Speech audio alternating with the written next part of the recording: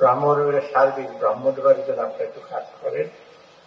বক্তৃতা করতে কম দাও, আমি এমনি বক্তৃতা কিন্তু কম দিই সাধারণত। আর যেটা হলো ব্রাহ্মণবাড়ির জন্য কিছু করা, ব্রাহ্মণে কিন্তু আসলে আমাদের পিছিয়ে আছে অন্যান্য মহকুমার তুলনায় বা ডিস্ট্রিক্টের তুলনায় ব্রাহ্মণের অনেক পিছিয়ে। এখন যেমন আমি যেমন পিরোজপুরে গিয়েছিলাম, বরগুনা ছিল একটা থানা, থানা সাব ডিভিশন জেলা এবং ওখানে অনেক গুরুত্বপূর্ণ একটা জেলা। আর ব্রাহ্মণের শতাব্দী আগে থেকে একটা উপজেলা মহকুমা ছিল, জেলায় এখানে অনেক ইসে আছে প্রয়োজন আছে। যেমন রিসেন্টলি আমি মেডিকেল কলেজ সম্পর্কে অলরেডি কথাবার্তা বলেছি, এটা বোধহয় কিছু আপনার একটা জিনিস হলো, আমি তো উচ্চ পর্যায়ে কথাবার্তা বলেছি, উচ্চ পর্যায়ে লোক ভুলে যায়, তাদের অন্য প্রায়োরিটি আছে। আমি অলরেডি ডক্টর সাইদুর তো জানি ব্যাপারটা, এবং স্বাস্থ্য উপদেষ্টা প্রধানমন্ত্রী আমরা তো বন্ধ করে দিয়ে দিয়েছি, আপনি আবার কি বলেন মেডিকেল কলেজ খুলবো? আমি বলি না, ওখানে অলরেডি হাসপাতাল একটা ভালো আছে, আপাতত সেটাকে কনভার্ট করে দেন মেডিকেল কলেজ। তখন উনি বলে টিচার পাওয়া যাবে, হুইচ ইজ ট্রু। মানে শিক্ষক কিন্তু ভেরি ডিফিকাল্ট মেডিকেল কলেজ। আর ডাক্তারদের ওদের তাদের সম্মান রেখে বলতো, ডাক্তাররা ঢাকা থেকে গাজীপুরে যেতে দেয় না। কয়েকদিন আগে কেরানীগঞ্জ আছে এক ডাক্তার, আমাকে তদবির করছে ঢাকায়। তো কি ডিফারেন্স দেখি, মানে আমি কেউ ঢাকার বাইরে যেতে চাই না, অথচ ঢাকার বাইরে তো জীবনযাপন। আমি সে গন্ড গ্রাম পিরোজপুরে ছিলাম, মহকুমা প্রশাসক, যেতে লাগতো 18 ঘন্টা ওই হুলার যে নামতাম। যাই হোক, এইটা একটু ডাক্তারদের কনভিন্স করতে, এইটা একটা। দ্বিতীয়ত হলো এই যে একটা জিনিস হলো, নবীনগর আমার বাড়ি শিবপুরে, আস্তাদ আলাউদ্দিন খালি সেটা আছে।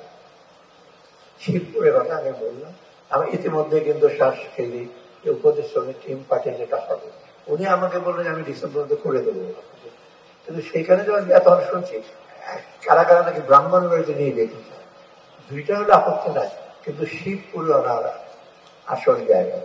ব্রাহ্মণের মধ্যে এতদিন কিছুই করেননি তো, সত্যি কথা বলছি। স্কুল করেছে সেটাও ভালো করে চলে, হঠাৎ করে 4 জন সিনিয়র কর্মকর্তা থেকে তাদের কাছে নিয়ে বলেছে যে আমরা ব্রাহ্মণবাড়িয়া করতে চাই। আমি উপদেশে ফারুককে বললাম, ফারুক এটা কি?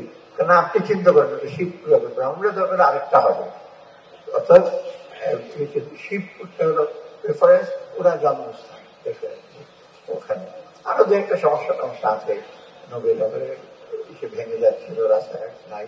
আরেকটা চ্যালেঞ্জ যেটা আপনার একটু ফলো আপ করেন, যেটা হলো বাঞ্ছারামপুরকে সে আপনার কি কৃষ্ণন্দির ব্রিজটা, এইটা কিন্তু একটু ফলো আপ করা দরকার। এইটা অবশ্য আমার দিক থেকে হয়তো একটু, আমি তো নবীন আসলে কি গ্রামের সময় কম যাইতো, ঘুরে টুরে গেছিলাম, কম যাওয়া হয়। এটা প্রথম থেকে আসতে কিন্তু অনেকটা এগিয়ে যেত। আমি অলরেডি বলেছি উপদেষ্টা মহোদয়কে, এবং এটা নিয়ে কথা হচ্ছে। অ্যাটলিস্ট আমি বলছি এখানে গিয়ে যেন একটি সবুজ পাতা প্রকল্পটা হয়, কারণ সেটা সুবিধা হবে, পরবর্তী পর্যায়ে থেকে ইমপ্লিমেন্ট করা যাবে। এখন তো লাইন আপ করা ফেডারেল ফাইন্যান্স, এত 2-3 মাসে তো কয়েক হাজার কোটি টাকা, সেখানে দাতা সংস্থা আসবে, সাথে বাংলাদেশ সরকারেরও কিন্তু কাউন্টার পার্ট ফান্ড থাকতে হয় সাধারণত। অতএব সেটা আমরা চেষ্টা করব। আর আরো অন্যান্য ছোটখাটো ব্যাপার আছে। সবচেয়ে ব্যাপার আমরা নিজেরা, সমিতি, কুমিল্লা সমিতি, নিজেরা নিজেদের মতো করে নিজেদের এজেন্ডা, পার্সোনাল এজেন্ডা না করে কালেকটিভ এজেন্ডা, সমষ্টিগত যে এজেন্ডা, এইটাকে একটু আপনার প্রশ্ন করে। আর ব্রাহ্মণবাড়ির ব্যাপারে তো একটা কি আছে বলে, মারামারি বেশি হয়।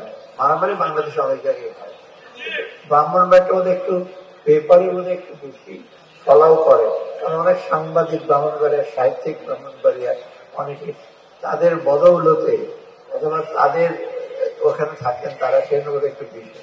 তো অন্যখানে হয় এটা একটু হয়তো বিশেষ হয়, তবে এইটা একটু বন্ধ করা হচ্ছে। আর আপনাদের রাস্তাটা বোধহয় একটু ঝামেলা হচ্ছে, ব্রাহ্মণের রাস্তাটা, সেটা বোধহয় চালু হয়েছে, তাই না? ওইটা একটু ঝামেলা ছিল, মাঝখানে কন্ট্রাক্টটা চলে গেছিল, তাই না? এলওসি লাইন অফ ক্রেডিটের যারা অনেক আগে থেকে চলে গেছিল, ইভেন রূপপুরে ওদের একটা এসেছিল, কম্বাসের থেকে চলে গেছিল। তো এখন বলা হচ্ছে ওটা